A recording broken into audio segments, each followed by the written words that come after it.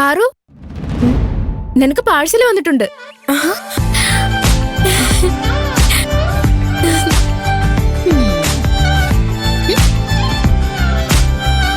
ഞാൻ ഒപ്പിട്ട് വാങ്ങാൻ നോക്കിയിട്ട് അയാൾ സമ്മതിക്കുന്നില്ല. നീ തന്നെ ഒപ്പിട്ട് വാങ്ങ്. നിങ്ങൾ എന്താ പറഞ്ഞത്? ഗന്ധർവൻ മുങ്ങിന്ന് അല്ലേ?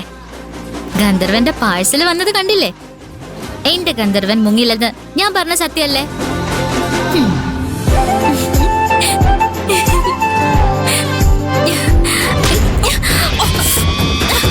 എവിടെ നോക്കിയടി പോകുന്നേ? കണ്ണില്ലേ?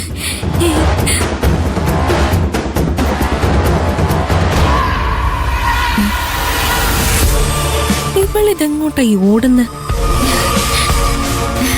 ഞാനാ പാർവതി. എവിടെ എന്റെ പാഴ്സല്? ഇതിലൊരു സൈൻ ചെയ്.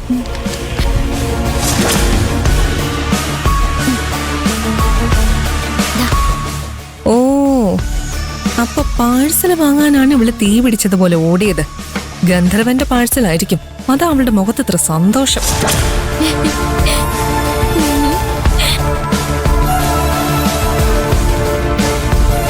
ഇവളുടെ ഗന്ധർവൻ കൈലാഷ് തന്നെ ആയിരിക്കൂ.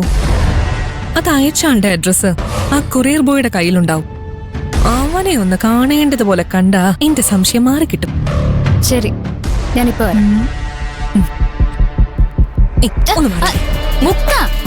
എനിക്കിപ്പോ പുറത്തു പോകാനുള്ളതാ. എനിക്ക് അത്യാവശ്യമായിട്ടൊരു കാര്യത്തിന് പോകണം. നീ ഇവിടെ നിൽക്കും. ഞാനിപ്പോ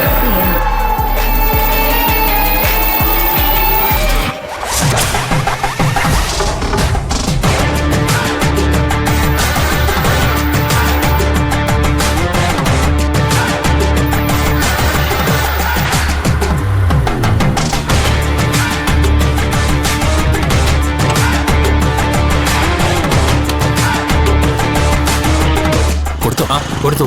പാർവതിയുടെ കൈ തന്നെയാണ് കൊടുത്തത്. ഹാഫ് സാരി കൊടുത്തൊരു പെൺകുട്ടി ഒപ്പിട്ട് വാങ്ങിയത്. ഹാഫ് സാരി കൊടുത്ത പെൺകുട്ടിയാണെങ്കിൽ പാർവതി തന്നെയാണ്. ആ ഹോസ്റ്റലില് വേറെ ആരും ഹാഫ് സാരി കൊടുക്കാറില്ല. എന്തായിരുന്നു ആ കവറിനകത്ത്? അതെന്തിനാ നീ അറിയുന്നേ? അയ്യോ, ഞാൻ അങ്ങനെ ചോദിച്ചൊന്നുമല്ല. അത് ഒപ്പിട്ട് വാങ്ങുമ്പോ ആ കുട്ടിയുടെ മുഖത്ത് നല്ല സന്തോഷം ഉണ്ടായിരുന്നു. അവക്ക് സന്തോഷമായോ?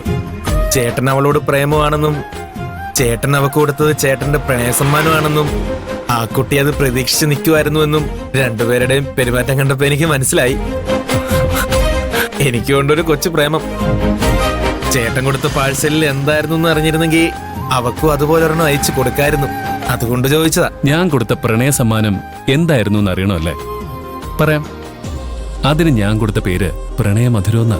പ്രണയമധുരോ എന്നുവെച്ചാ? എന്റെ പ്രണയം എത്രത്തോളം മധുരമുള്ളതാണെന്ന് അവൾക്ക് അനുഭവിച്ചറിയാൻ കഴിയും. പ്രണയമധുരം കടയിൽ വാങ്ങാൻ കിട്ടൂ? മധുരം കടയിൽ വാങ്ങാൻ കിട്ടും, പക്ഷേ പ്രണയം വാങ്ങാൻ കിട്ടില്ല. ഓ, അത് ഹൃദയത്തിനുള്ളിൽ നിന്ന് പൊട്ടി മുളച്ച് വളർന്നു വരണം. ചേട്ടാ, സമ്മതിച്ചു. നിങ്ങളൊരു അസല് കാമുകൻ തന്നെ. ഇത് കയ്യിൽ വെച്ചോ. അയ്യോ, അതൊന്നും വേണ്ട ഏട്ടാ. എന്നെ സഹായിച്ചല്ലേ? അയ്യോ, വേണ്ട.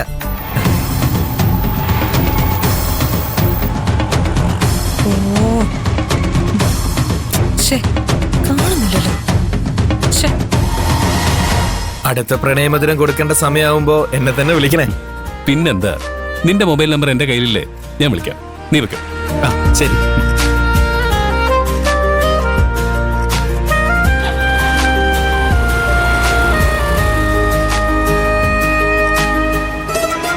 ഗന്ധർവൻ ആരാണെന്ന് പാറുവിനും കൂട്ടുകാരികൾക്കും കണ്ടുപിടിക്കാൻ കഴിയരുത്. അതുകൊണ്ട് ഓരോ തവണയും വേറെ വേറെ ആൾക്കാരുടെ കയ്യിൽ പാഴ്സൽ കൊടുത്തു വിടുന്നത്. ഇനി ഞാൻ നിന്നെ വിളിക്കില്ല അനിയ.